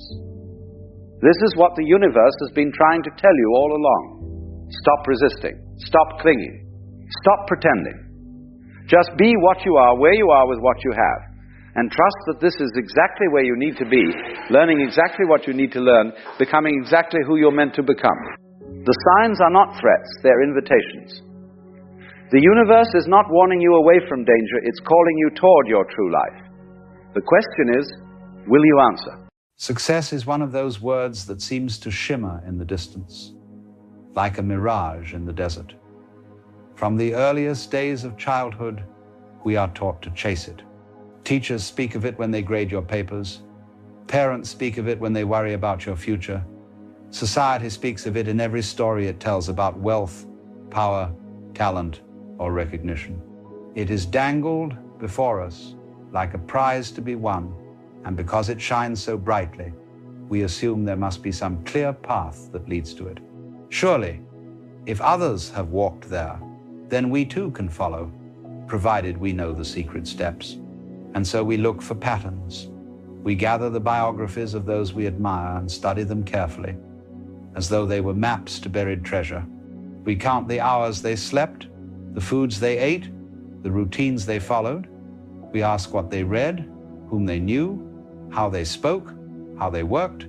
Entire industries spring up to satisfy this curiosity. offering formulas, habits, techniques, the so-called laws of success. We devour them hungrily because we long for certainty, the assurance that if we follow the recipe exactly, we too will rise to the top. But when you pause to look more carefully, the picture begins to dissolve. For every story of someone who became successful by waking up before dawn and practicing endless discipline, there is another of someone who slept late, ignored all rules, and stumbled into fortune. For every tale of genius and brilliance, there is another of persistence without brilliance, stubbornness without elegance, sheer refusal to give up. Some are celebrated for their caution, others for their recklessness. One is praised for humility, another for arrogance. The more examples you collect, the less consistent the pattern becomes. This contradiction should give us pause. If success were truly the result of a formula, then those who mastered the formula would always succeed, and those who did not would always fail. But life does not seem to follow such neat arrangements. Instead, it produces a dazzling variety of outcomes, each unique, each irreducible to a single cause. The mind resists this because it craves simplicity. We want an equation: success equals intelligence plus effort plus opportunity. Yet the lived reality is far messier. Sometimes intelligence hinders as much as it helps, effort is misdirected, and opportunity is squandered. Sometimes foolishness, laziness, and accident create results no one could have planned. Perhaps the problem lies in how we imagine success itself. We treat it as though it were a static point on the horizon, a destination anyone can reach if they walk in the right direction. But what if success is not a fixed point at all? What if it is more like a meeting place, a crossing of circumstances and character, an alignment that cannot be predicted ahead of time? Consider the surfer waiting in the water. They may have practiced for years, built strong muscles, sharpened their instincts, but without the right wave, all their preparation goes unused. Another, less skilled, may find themselves carried along simply because the wave arrived at the right moment and they were ready to ride it. Who, then, is the successful one, the strongest paddler, or the one who caught the wave? The truth is that success is never just the person or the circumstances. It is always the marriage of the two. This is why success stories, when told honestly, often sound accidental. People admit that they did not know where events would lead. They describe strokes of luck, coincidences, meetings they could never have planned. Even when they emphasize their hard work, they usually confess that the decisive break came unexpectedly, a door opening at just the right time. And if you look closely at the lives of those who failed, you may find equally hardworking, equally intelligent, equally dedicated individuals who simply never met the right conditions. To call one a failure and the other a success may flatter our love of judgment, but it ignores the larger pattern at work. This is not to say that our efforts mean nothing. A surfer who has never practiced will not stay on the wave for long, no matter how perfectly it arrives. But practice alone is not enough. One needs readiness and opportunity together. And readiness is not only skill, but also the ability to see and respond when the wave does arrive. Many people miss their moments, not because they lack ability, but because they are too rigid, too fearful, too distracted to notice. Others seize them, not because they are more deserving, but because they are awake to the possibilities. So perhaps the common thread among successful people is not discipline or intelligence, or even luck in the ordinary sense. Perhaps it is something subtler, a way of being in relationship with life. Some call it intuition, others call it timing, others call it flow. It is the capacity to respond to what is happening rather than insisting that it match your preconceived plan. It is the willingness to ride the wave that is there, not the one you imagined. This is why one person succeeds by taking risks and another succeeds by avoiding them. Each acted in harmony with the particular situation they faced. To copy either one blindly would be foolish, because your situation will never be identical to theirs. What you need is not their specific action, but their attunement, their responsiveness to the moment. The irony is that this cannot be captured in a rule book. It cannot be reduced to always be bold or always be cautious. It is more like learning to dance. You do not memorize every step in advance. You listen, you feel the rhythm, you adjust as the music unfolds. And here we encounter the paradox that frustrates so many seekers. The only thing successful people truly have in common is that they are not following a formula at all. They are improvising, attuned to the moment, moving with life as it is, not as they wish it to be. This looks different in each case, and so it resists our desire for general rules. But if you sense the underlying pattern, you can recognize it everywhere. Think of the farmer tending his crops. He cannot command the rain to fall or the sun to shine, but he can learn when to plant, when to water, when to harvest. His success lies not in controlling nature, but in cooperating with it. The same is true of the musician, who does not force the instrument but lets it sing, who knows that silence is as essential as sound, or the painter who does not impose rigidly on the canvas, but allows the colors to speak, to surprise. Each of these is a metaphor for life itself. We are not its masters, but its participants, and our flourishing depends on how gracefully we join the dance. What makes this so difficult is our craving for control. We do not like to admit that so much depends on forces beyond us. It makes us feel small, vulnerable, at the mercy of chance. And yet, when we look back on our lives, how many of the decisive moments were truly ours to command? Did we choose the family we were born into, the time and place, the teachers, the friends, the accidents, the encounters? Did we design the economy, the culture, the weather? All of these shaped our paths, and none were within our grasp. To call ourselves entirely self-made is to deny the obvious. And yet, to call ourselves powerless is also untrue, because at each juncture we still had to respond, to say yes or no, to act or to refrain. So the picture is more subtle. Success is not a formula, but neither is it pure accident. It is a dance between what the world offers and how we move with it. Those we call successful are simply those whose dance happened to fit the music at that moment. Some may dance wildly, others gracefully, but what matters is not the style, it is the alignment.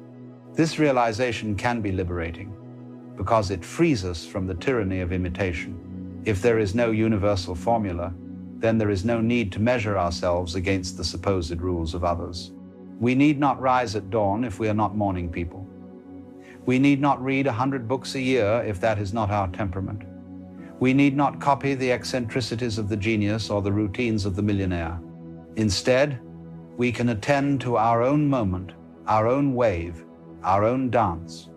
We can learn to be present, to listen, to trust the unfolding of life.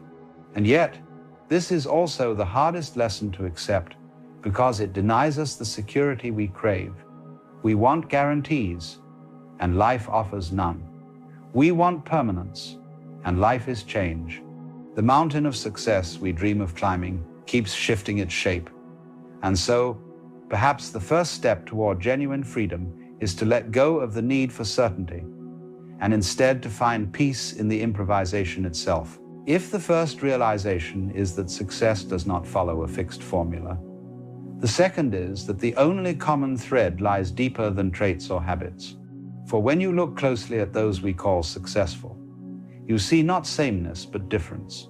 Each has moved in a way unique to themselves, and yet there is something subtle that connects them. It is not what they do, but how they are. It is not the content of their lives, but the quality of their relationship to life itself. You might notice this in the way they speak about their journeys. They often describe a kind of responsiveness, a willingness to take the step that appeared, even when it was unexpected.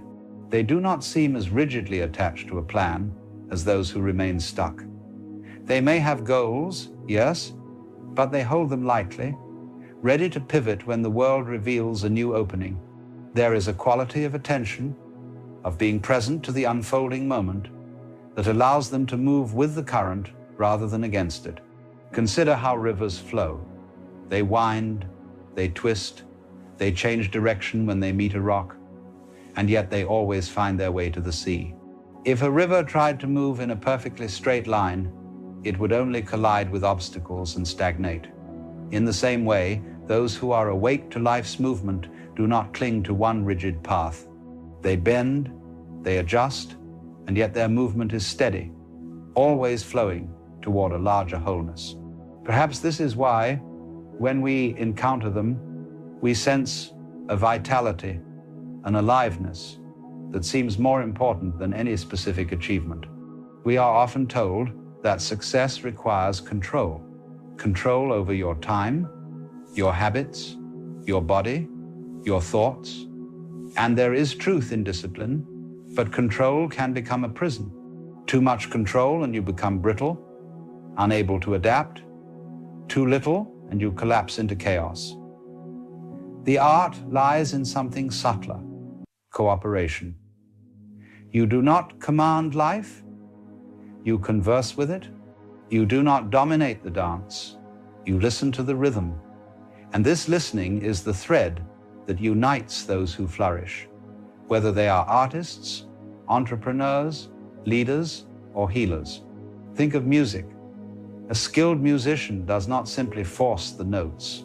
They listen, they allow the melody to move through them, they respond to what the music itself seems to want. If they try to control it too tightly, the music dies.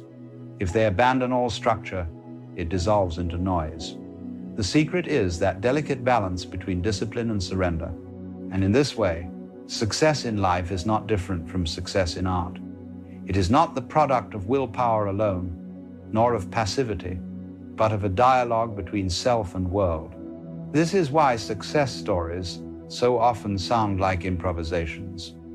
One person stumbles into a chance meeting that changes everything. Another seizes an idea at the right time, not because they planned it decades in advance, but because they were paying attention when the moment appeared.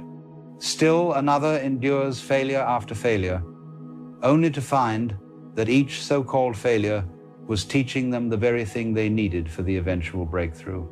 To an outsider, it looks like luck. To the one living it, it feels like a kind of guidance, not from outside, but from life itself. It is here that philosophy meets practicality. For what we call Wu Wei, the art of effortless action, is not about doing nothing. It is about doing in harmony with the way of things. Water flows around rocks not because it is lazy, but because it is wise. It finds the path of least resistance, and in doing so, it wears down even the hardest stone. The same principle applies to human life. Those who align with the current of events, who act in accordance with what is already moving, accomplish more with less strain. Those who fight against it exhaust themselves and often achieve little. But how do you recognize the current? How do you know when to act and when to wait?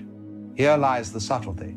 It cannot be taught as a rigid method, but it can be sensed when the mind is quiet. Most of us are so filled with chatter, with the voice that insists we must plan and calculate and worry, that we miss the simple cues of life. But when you learn to listen, you begin to notice. The door opens, the conversation flows, the body feels light rather than heavy. Opportunities reveal themselves not as loud announcements, but as quiet invitations. To respond to them requires trust. Trust that life is not your enemy, that the unfolding of events has its own rhythm in which you belong. This trust is the one quality that seems to unite those who flourish.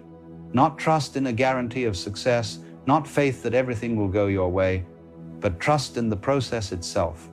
They do not cling desperately to outcomes. because they know outcomes are never certain. They do not measure every step against a rigid ideal, because they know ideals are only stories. Instead, they enter fully into the play of life, knowing that even setbacks have their place. Even losses are part of the rhythm. Think of a child playing a game. The child does not demand that the game always go their way. They delight in the surprises, the risks, even the falls. They know that the play is the point, not the outcome. Somewhere along the way, adults forget this. We become serious, anxious, convinced that every step must be managed and controlled. But the childlike quality of play is what allows true responsiveness. And so those who succeed often seem to retain some trace of that playfulness, that openness to surprise. There is another way to see this. Imagine life as a great theater, with each of us an actor upon the stage. Some of us spend all our time worrying about the script, trying to memorize lines, fearing that we will forget. Others allow themselves to improvise, to trust that the play itself will carry them, that the other actors, the stage, the story, will all contribute. The play is never entirely in your hands, but you are never entirely powerless either. Your role is to play your part fully, to give yourself to the performance without clinging to how it must end. And what is success in this theater? It is not necessarily applause, nor fame, nor wealth. It is the quality of the performance itself, the aliveness with which it is given.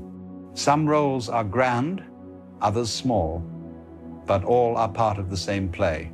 And those who succeed are those who inhabit their role fully, who do not wish to be someone else, who give themselves to the moment with sincerity and joy. This is why, when you strip away the outer details, the only thing successful people have in common is this aliveness, this presence. They are not sleepwalking through their days, clinging to old patterns, resisting what island. They are awake, they are here. And because they are here, they can meet life as it comes, rather than as they wish it were. The irony is that when you understand this, the very chase for success begins to lose its grip. You see that success is not a destination to be reached, but a quality of being alive to each moment. You see that the applause of the crowd or the accumulation of wealth are only side effects, not the essence. And you may begin to realize that the success you sought was always available in the simple act of being present, of playing your part, of flowing with the current of life. There comes a moment in every human life when the very thing you depend on, the thing you've trusted since childhood, simply stops working, the mechanism of effort. You push and push, you try to hold yourself together, you devote yourself to improvement, to goals, to plans, to becoming someone you can be proud of. And one day, without warning, the whole engine seizes. Nothing responds, nothing moves. You work harder, thinking perhaps you miscalculated, perhaps you didn't give enough, perhaps you simply have to exert more force. But the more you push, the less life offers in return. It is a bewildering kind of silence. You reach out into life with both hands, and it feels as though the universe has quietly stepped back. You find yourself asking questions you thought you had outgrown. Why isn't this working? What am I missing? Why does it feel like I am doing everything and going nowhere? And beneath those questions is another one, far more frightening, but also far more honest. What if nothing I do is enough? Now, that is the moment where most people panic. They scramble. They tighten their grip. They look for new techniques, new hacks, new philosophies promising results. But all of that is simply more effort, more resistance, more of the same fuel that was already burning you out. You see, life has a very peculiar way of speaking when you're going too fast. It stops answering, not as a punishment, but as a way of getting your attention. You think effort is what moves life, but it is actually life that moves you. And when life wants you still, when it wants you quiet, when it wants you to finally hear what lies beneath the noise of your striving, it takes away the illusion of forward motion. You may interpret that as failure, but it is simply a pause, a sacred pause. You think you've been abandoned by momentum, but in truth you have only been returned to yourself. Just look at the world. Rivers do not rush every moment. Even the tides rest. The seasons linger before shifting. A tree does not strain upward each day. Growth comes in pulses, in breaths. Expansion, stillness. Expansion, stillness. But the human mind insists that stillness means something is wrong. It calls it stagnation. It calls it failure. And because the world keeps praising endless motion, you have come to believe that if you are not advancing, you are falling behind. But life is not linear. It never has been. It spirals, it circles, it pauses, it waits for the right conditions. If you look carefully at the times when nothing moved for you, you will see that they were shaping you in ways action never could. People ask, why am I trying so hard and seeing nothing? And the answer is very simple. Because the part of you doing the trying is not the part that is meant to move. There is a deeper intelligence in you, one that does not measure your worth by progress, one that does not calculate value based on effort. It is the same intelligence that grows your hair and heals your wounds and keeps your heart beating while you sleep. It does not need your effort. In fact, your effort often gets in its way. Think of someone drowning. Their instinct is to thrash, to claw at the water, to fight for control. But the harder they struggle, the faster they sink. Only when they stop fighting, when they allow themselves to float, does the water hold them up. In the same way, your effort can sometimes be the very thing pulling you under. You are trying to swim in places where you are meant to float. Now, that does not mean effort is wrong. Effort has its place. But when effort is fueled by fear, by desperation, by the need to prove something to yourself or to the world, it becomes a burden. You carry it like a weight, imagining it will deliver you to some distant shore where everything finally makes sense. But effort cannot deliver you to a place that already exists beneath your feet. There is a reason your effort led nowhere. Because the direction you were forcing yourself toward was never meant for you. If the door refuses to open, it is because there is nothing for you behind it. You may not see this now. You may think all your plans were sensible and well constructed. But the universe does not organize itself according to your expectations. It organizes itself according to resonance, according to timing, according to the unfolding of things that you cannot yet see. And when you push against that unfolding, the universe does not punish you. It simply waits. It waits for the moment you stop trying to bend life into the shape you prefer. It waits for the moment you surrender your insistence that you know what is best for you. It waits for the moment you are still enough to feel the movement of life itself. Because what feels like nowhere is not the absence of direction. It is the clearing of direction, the ground being leveled, the noise being softened, so that when life finally moves you, it moves you cleanly, effortlessly, without the friction of your resistance. Many people think the universe rewards effort, but look closely. The universe rewards alignment. Effort without alignment leads nowhere. Alignment without effort leads everywhere. You may not realize it, but the version of you that was pushing so hard no longer exists. Something in you is dying. Something in you is dissolving, not to hurt you, but to make space. The life that effort built is too small for who you are becoming. And life knows this. That is why it blocked you. That is why it held your progress still. You were reaching for a future that was beneath you. Now, none of this makes the moment easier. You wake up and it feels like your mind is foggy, your energy is heavy, your enthusiasm drained. It feels like failure because you have been trained to believe that constant striving is evidence of worth. But what if worth has nothing to do with striving? What if the universe is not measuring how hard you push, but how deeply you listen? You are not stuck. You are being emptied. And emptiness is not a mistake. It is preparation.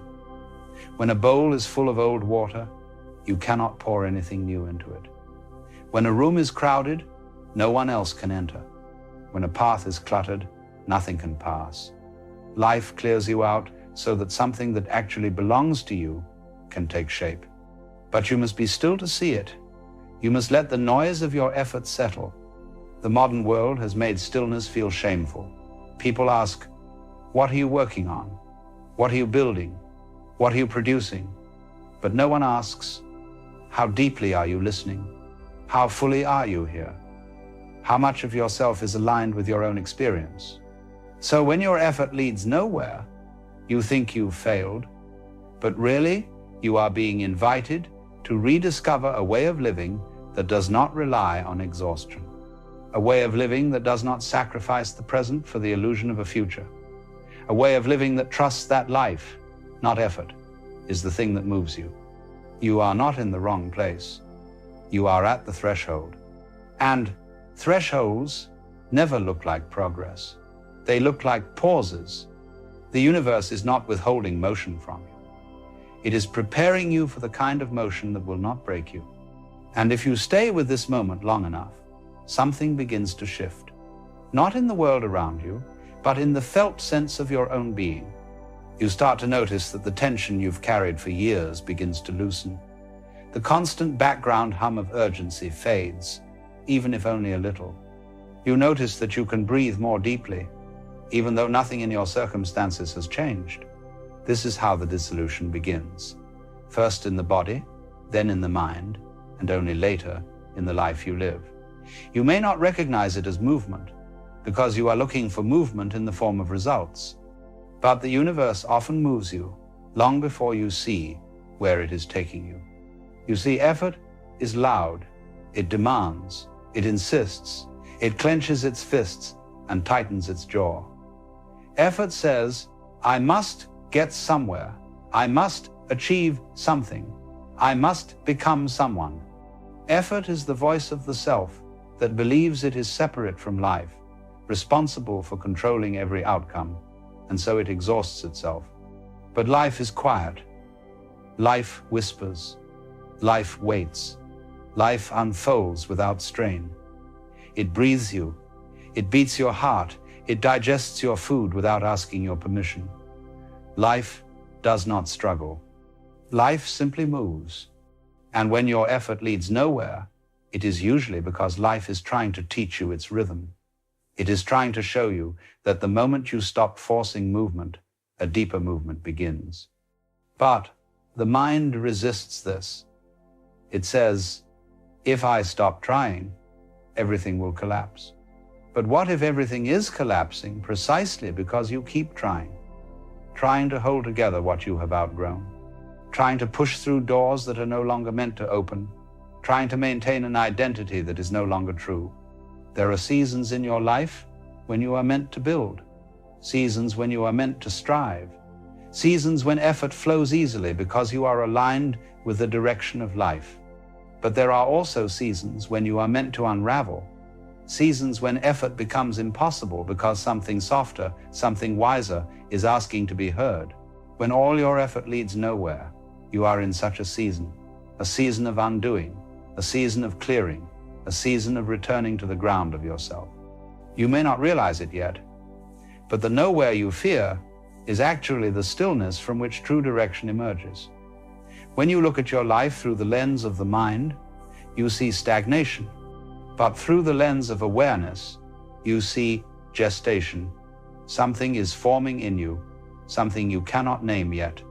It is not ambition, it is not desire, it is not a goal. It is a different orientation altogether. A way of relating to life that is not built on effort but on presence. Most people live their lives relying on effort because they have never experienced the intelligence of presence. They don't trust stillness because they never learned to listen. They were taught that life rewards productivity. They were taught that hard work guarantees results. But if you look carefully, you will see that the moments that shaped you the most were rarely the ones you worked hardest for. They were the moments that arrived quietly, unexpectedly, without effort. You did not effort your way into meeting the most important people in your life. You did not effort your way into the moments that changed your heart, the experiences that softened you, the realizations that awakened you. Those came on their own. They came because life brought them.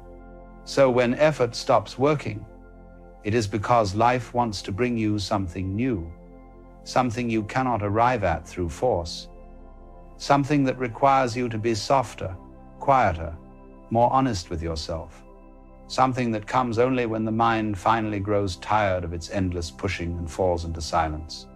And this silence, uncomfortable as it may be, is not emptiness, it is spaciousness. It is the clearing where truth appears. It is in this silence that you begin to see the difference between the life you were trained to chase and the life that actually belongs to you. You start to question the motives behind your striving. Was it truly for growth? Or was it to avoid feeling unworthy? Was it truly for joy? Or was it for validation? Was it truly aligned with your nature? Or was it aligned with the expectations of others? You may discover that much of your effort was never really yours. It was inherited from fears that were never examined. It was shaped by environments that rewarded burnout. It was fueled by a misunderstanding of what makes life meaningful. When that misunderstanding dissolves, effort falls away on its own, not because you stop caring, but because you stop pretending. You stop pretending that pushing yourself beyond your limits will lead to peace. You stop pretending that success will fill the places inside you that ache. You stop pretending that effort alone can save you from the fear of not being enough. And once you stop pretending, you can finally rest. This rest is not laziness. It is not giving up. It is not weakness. It is a return to sanity. It is a return to alignment. It is the moment when you stop swimming against the current of your own life. From the outside, it may look like nothing is happening, but inside, the landscape is changing. Your nervous system begins to unwind. Your thoughts begin to slow. Your breath deepens. The frantic momentum that once carried you begins to dissolve. You are not failing. You are recalibrating. And in this recalibration, you start to notice things you were too busy to see before. The texture of your own awareness, the subtle ways your intuition speaks, the places in your body that have been tight for years, the dreams you abandoned without even realizing you had, the person you became while trying to become someone else. All of this begins to surface. It is not chaos, it is clarity. The truth is that effort was distracting you from yourself. It kept you busy, occupied, forward-focused. It kept you from feeling the deeper longing within you, the longing to simply be, the longing to return to a life that is not constantly demanding something from you, the longing to let life move you instead of trying to drag life behind you. And so, effort stops working. Not because you are unworthy, not because you are unprepared, but because you are being guided into a different mode of living. One where effort is no longer your identity. One where your direction comes from a quiet inner knowing rather than external pressure. This is why the universe so often leads people into these moments of nowhere, not to punish them, but to soften them, not to stop their life, but to redirect it, not to take away their control, but to remind them that they never needed control to begin with. When you reach the point where effort collapses, you begin to encounter the truth that effort was never the real source of your growth. Growth happened in the moments when you were open, when you surrendered, when you let yourself be touched by something deeper than your goals. And that is where you are now, at the threshold between effort and awareness, between striving and being, between noise and silence, between the life you tried to control and the life you are meant to live. If you can allow yourself to rest here, even for a moment, you will begin to feel the faint stirrings of a new movement. It does not rush, it does not demand, it does not require you to force anything.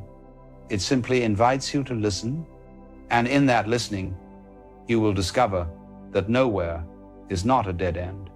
It is a doorway, the doorway through which every real change in your life has ever entered. There is a strange and wonderful thing that happens when you begin to trust the doorway that looks like nowhere. At first you approach it cautiously, still believing that perhaps you are making some terrible mistake by allowing your effort to rest. You have been trained for so long to equate movement with meaning that stillness feels like a kind of death. But as you linger there, the mind softens, the body loosens, and the deeper intelligence within you begins to rise like something that has been waiting in the dark for years. It rises slowly, quietly, in the same way dawn approaches the horizon. It does not announce itself, it simply brightens. It reveals. And what it reveals is the space beneath your striving, the part of you that was never exhausted to begin with. There is an awareness in you that has watched your entire life unfold. It has observed your victories and your failures, your moments of clarity and your moments of confusion, your seasons of abundance and your seasons of collapse. It has never been tired because it has never been the one doing the striving. It has only been witnessing. When you arrive in this space, the first thing you feel is relief. Not the kind of relief that comes from solving a problem, but the kind that comes from no longer needing to solve it. You realize that the problem was never your lack of effort, but your reliance on effort. You had mistaken force for intelligence, striving for direction, exhaustion for achievement. And the moment you recognize this, a great exhale moves through your entire being. Life becomes softer. The air feels different. You begin to sense that you are not trudging through a hostile universe, but participating in a movement that has always been supporting you, even when you were resisting it. This is the first quiet shift, the recognition that you are not lost. You were simply moving too quickly to feel the hands that were guiding you. You may think this realization brings immediate peace, but peace is not the first gift. The first gift is honesty, a profound honesty that rises from your chest like a tide that can no longer be pushed back. You begin to see the truth of your exhaustion, the truth of your longing, the truth of the life you have been carrying on your shoulders. And as these truths surface, they do not hurt you, they free you. You realize you have been exhausting yourself with expectations that were never aligned with your nature. You realize you have been chasing a version of yourself that was shaped more by fear than by authenticity. You realize that much of your striving came from the belief that you needed to become extraordinary, to be worthy of rest, of love, of belonging. And when this breaks open inside you, something remarkable happens. You stop running. Not because you have nowhere left to go, but because you finally see that the running never brought you closer to anything real. It only brought you deeper into the maze of your own mind. A maze filled with ideals, standards, comparisons, imagined futures, and old wounds disguised as ambition. You were not navigating life. You were navigating your conditioning. And conditioning does not lead forward. It only loops. This is why effort led nowhere, because you were running in circles that only felt like progress. The universe is too kind to let you waste your life in a maze, so it closed the doors that kept you spinning. It exhausted the strategies that no longer served you. It silenced the paths that were fueled by fear, not to punish you, but to liberate you. And liberation begins with stillness. Once you allow this stillness, even reluctantly, life begins to reorganize you from the inside out. It starts gently, like a whisper in the back of your awareness. You notice you are less interested in proving yourself. You notice you are less reactive to the pressures around you. You notice that the urge to force things weakens. You begin to see that you don't need to control life for life to move. It is here that you begin to learn the art of allowing. Allowing does not mean passivity. It does not mean giving up. It means listening. It means recognizing that every movement in life has a rhythm, and that rhythm cannot be rushed. If you push a seed too quickly, it dies. If you force a flower open, it collapses. If you try to make the ocean still, it churns. The nature of things must be honored, and you are part of nature. So when your effort leads nowhere, it is often because you were pushing yourself beyond the rhythm of your own becoming. You were demanding a harvest in the middle of winter. You were insisting on clarity during a season meant for undoing. You were looking for answers in a moment meant for silence. Life knows the rhythm even when you do not. And this is why surrender becomes the second gift. Not surrender to failure, but surrender to the deeper intelligence that is orchestrating your life. A surrender that feels less like giving up and more like being carried. As you settle into this surrender, a new form of strength emerges in you. Not the strength of tension, but the strength of openness. Not the strength of endurance, but the strength of awareness. You begin to notice that you can hold your experience more fully without collapsing under it. You realize that life has always been easier when you are not clutching at it. The mind may protest, saying you must be vigilant, you must plan, you must control, you must do something. But you begin to see that much of what the mind calls control is simply fear wearing a helpful mask. Control has exhausted you for years. Control has kept you in the maze. Control has convinced you that the world is unpredictable and that your safety depends on constant effort. But safety does not come from control. Safety comes from trust, from awareness, from presence, from the understanding that you are not navigating life alone. Life is navigating you. As this understanding deepens, your relationship with yourself changes in subtle but powerful ways. You no longer judge yourself for being tired. You no longer shame yourself for not knowing the next step. You no longer criticize yourself for pausing. Instead, you begin to treat yourself with the gentleness that life has been trying to teach you.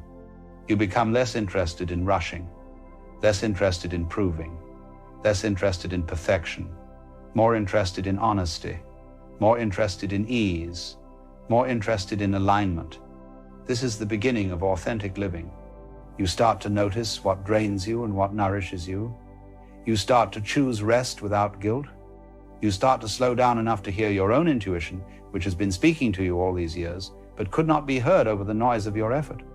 It is in this slowing that life begins to reveal its next direction. Not through pressure, but through pull. Not through force, but through resonance. You feel drawn to things that once seemed unimportant. You find clarity in moments that once felt quiet. You notice openings that were invisible when you were rushing past them. This is how life guides you. Gently, subtly, consistently, and as you follow this pull, something miraculous begins to happen. The movement you have been waiting for returns, but it does not come with strain. It comes with grace. Suddenly, the path that once felt blocked begins to open. Opportunities that once seemed impossible appear naturally. People who resonate with your new way of being begin to enter your life. Conversations align. Timing aligns. Energy aligns. Movement returns. Not because you forced it, but because you became aligned with it. Your life begins to expand again, but now from the inside out. You are not chasing the world, you are meeting it. You begin to realize that the pauses in your life were not interruptions, they were recalibrations. They were the universe adjusting your direction. They were the moments when life was saving you from futures that did not belong to you. Every period where effort led nowhere was a moment where you were being redirected toward a place where effort would be unnecessary. Because alignment does not require force. It requires presence. You may think you lost time in those seasons, but what you lost was not time. What you lost was the illusion that you could control your way into peace, and what you gained was far greater. You gained the ability to listen. You gained the capacity to feel. You gain the clarity to recognize what is truly meant for you. When you look back, you will see that the times when your effort failed were the very times when your life was protecting you from paths you were forcing yourself into, protecting you from versions of yourself you no longer needed to become, protecting you from directions that would have drained you even further.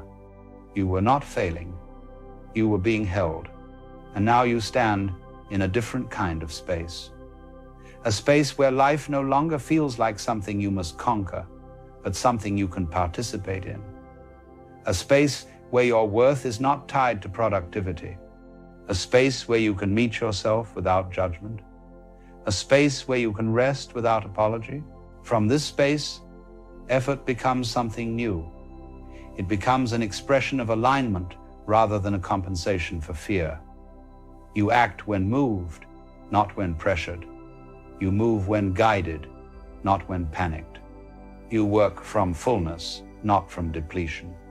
Life begins to feel lighter, more fluid, more honest.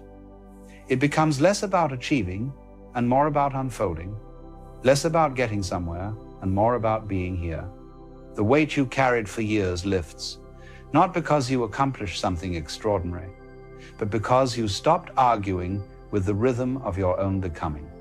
When all your effort leads nowhere, it is because you are being led somewhere deeper, somewhere quieter, somewhere more real, somewhere your mind could not lead you because your mind is trained to repeat the past.